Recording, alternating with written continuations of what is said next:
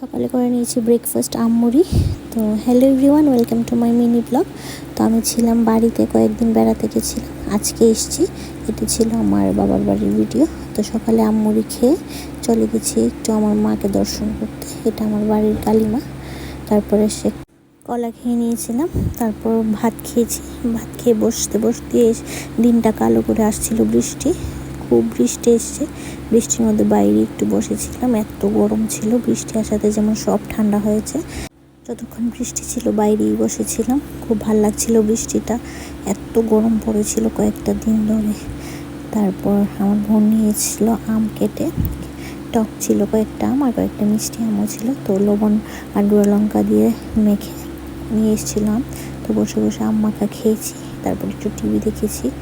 তারপর সন্ধ্যার দিকে টিফিন খেয়েছিলাম একটা বেদানা। আর রাতের বেলায় করেছিল মার স্পেশাল পোলাও, চিকেন ভাজি, ডিম পেঁয়াজ আর চিকেন কষা। ভীষণ ভালো লাগে আমাদের খেতে এগুলো। তো এগুলো দিয়ে আজকে ভিডিওটা এখানে শেষ করছি। আবার দেখা হবে নেক্সট ভিডিওতে। টাটা।